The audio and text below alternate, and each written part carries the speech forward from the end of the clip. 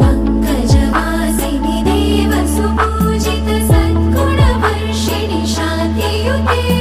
जय जय हे मधुसूदन कामिनि आदिलक्ष्मि जय पालय माम्